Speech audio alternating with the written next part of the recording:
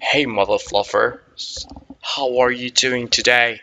So welcome to the second tutorial of the Shopify series Bitchify. Make Shopify you little bitch. Today I'm gonna explain about some important stuff. Firstly, like to solve all the confusions that some of you have, like whether to move to Shopify, whether to stay on platforms, and what to do, and what the fuck is Shopify, and how do we do all the fulfillment stuff, and I don't know, a lot of stuff we're gonna talk about today. So let me begin with that, guys. So basically, we have three kind of people, maybe four, maybe five, I don't know, but those are the kinds that I recalled, and those are the kinds I want like to focus on. Let me just mute my fucking swipe. I'm back, and those three kind of people are the people who partially like who had some success in the past, and they do have a niche, like they have been like rocking it with one niche or even two, but they want to scale their business. So these are the first kind of people. I will talk about each one individually, but first let me just summarize them. And second, the people who had few successful campaigns in one niche. And the third kind of people who are like, I think that most of you are in, comes in the third part, that people who haven't tasted success yet and are lost between platforms and Shopify. Like, what the fuck should I do now? I haven't like seen any success with t-shirts and platforms, and there comes some people showing me a lot of stats and a lot of big numbers in Shopify, and I'm so fucking lost whether to stay on platforms and stay with the t-shirts, or go to Shopify and start posting and getting such results. So let me talk about the first part of people and what they need to do. So people who are partially successful and won't scale their niche, they have one niche that they've been like seeing a lot of success in it.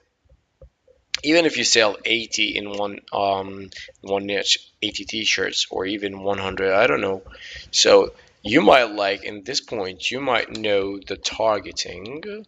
Okay, targeting, and you might know like the people, you have audiences and shit, and you might even know what those people like, so you're into that niche. So the thing that I would suggest for you guys is, this is what I do actually: open a niche store for those people, because opening a niche store is the most powerful thing, because you will have a lot of upsells, and you will have like people who leave their emails, whether they purchase or whether they just leave it for to get some promotions, as I will show you in the apps section in the apps video. And I'm not sure that, no, I'm not going to talk about apps in this video, maybe the next video. So by this way, you will get a lot of people who are into that niche, and it will be like something, a store based on that niche, which will be so powerful. And in a niche store, usually the orders are like much more higher.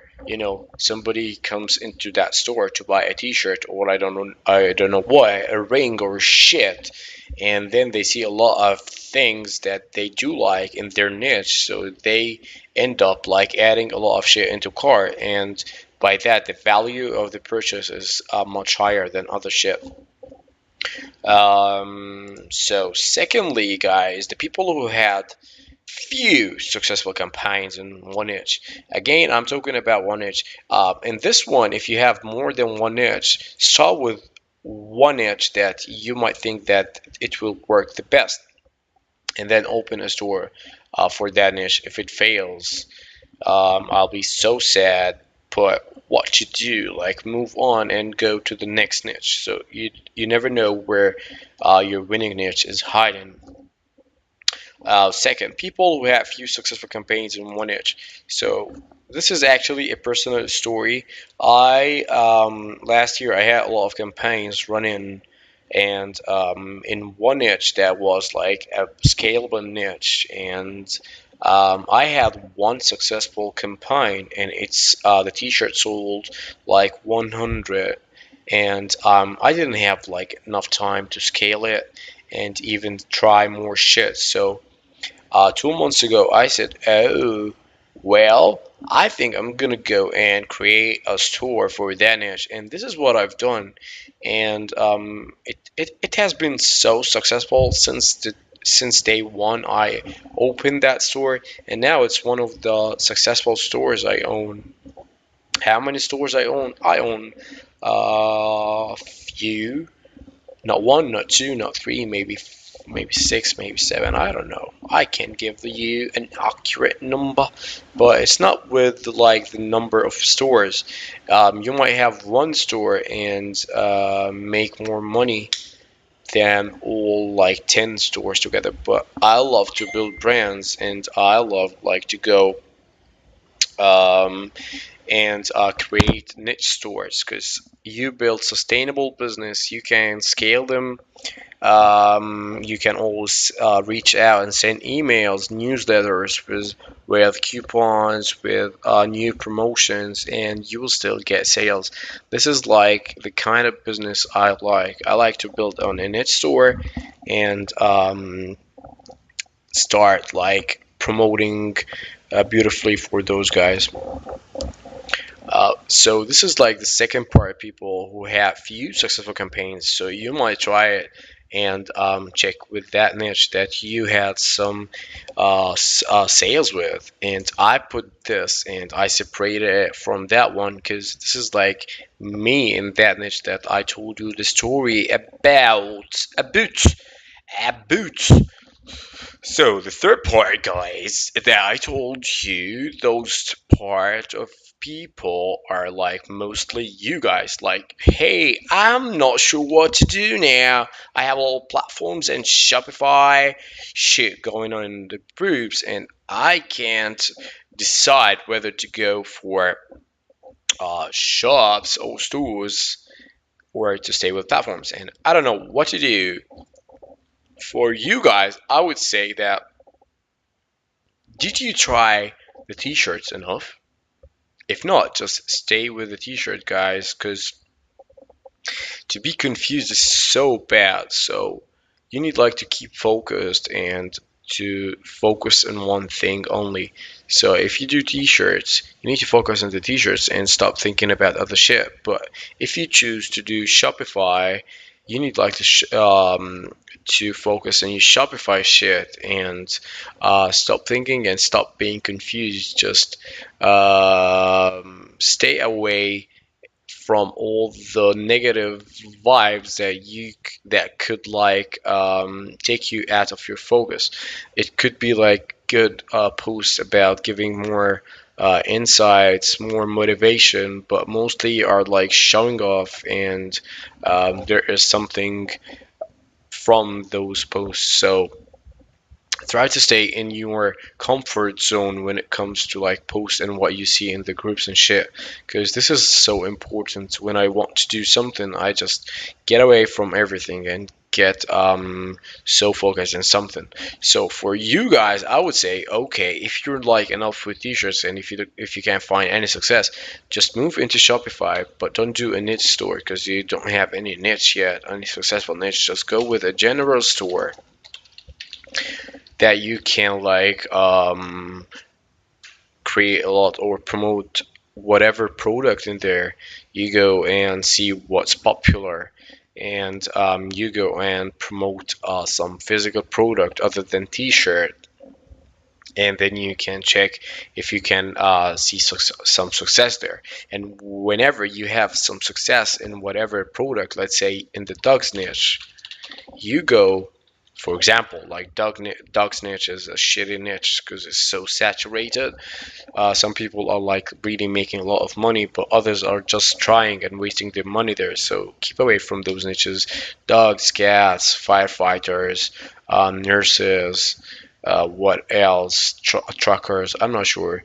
Veterans, Second Amendment. I just hate those t-shirts or niches, and I don't get close to them. But I like my kind of thing, and what made me successful, I think, is I try to look for some hidden niches, like very hidden niches, and I make them my own bitch. So um, but in like whenever you want to create a Shopify store based on niche, you can go for broad ones, but just don't go for oversaturated niches.